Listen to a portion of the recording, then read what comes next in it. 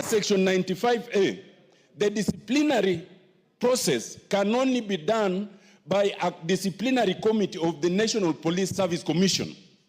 You cannot discipline yourself by saying you've stepped aside. What does that mean? Mr. Speaker, the issue of Ojwang demonstrates monumental impunity and disregard to the Constitution and the law, to an extent that, as seen together with what happened yesterday, it demonstrates total anarchy and a danger of sliding to be a banana republic if we are not already there.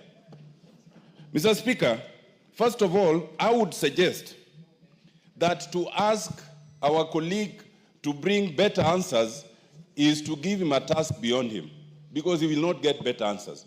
He is relying on the same police who told us that this was an issue of suicide. There is no way they can give us any better answers.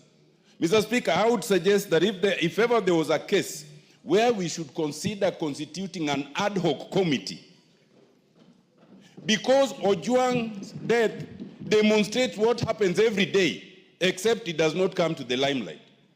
I would suggest that, Mr. Speaker, you consider constituting an ad hoc committee to look into what actually happened, and also to look into what happens to other persons in similar circumstances, so that the police can be brought to order within the Constitution and the law.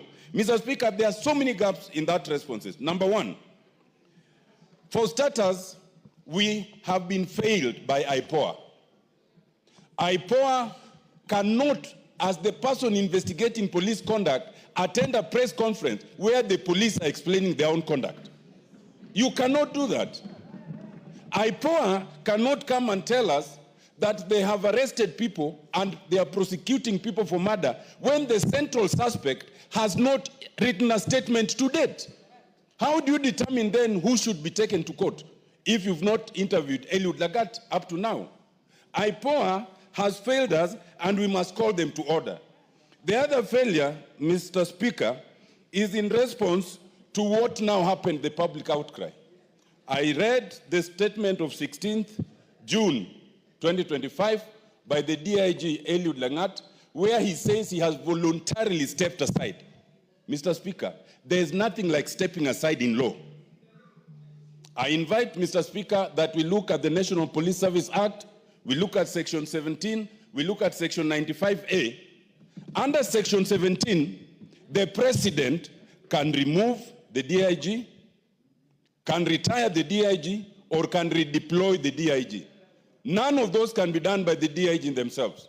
Under Section 95A, the disciplinary process can only be done by a disciplinary committee of the National Police Service Commission.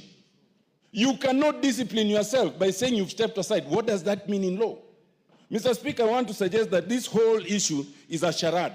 If you look back to the questions that were asked, before you are arrested, you are supposed to be told why you are being arrested under Article 49. This was not an arrest. This was an abduction. And to use the word arrest, as has been used by chairman, is wrong. And if it was an arrest, you are supposed to be taken to the nearest police station. Why would you be taken 600 kilometers? And when you are taken to the station, then the OB is not recorded. At what point then are you told of the reason for your arrest? And then you are put in situations where you are clearly have been set up to be killed. Mr. Speaker, I think we owe it to this country, given what happened to Ojwang, given what happened to those who are demonstrating at what happened to Ojwang, to the extent that the same police are now escorting goons, we are in danger of sliding to a total banana republic. And if the executive cannot bring us back on course, it behoves this House to do so. Mr. Speaker, I suggest we establish an ad hoc committee. Thank you, Mr. Speaker.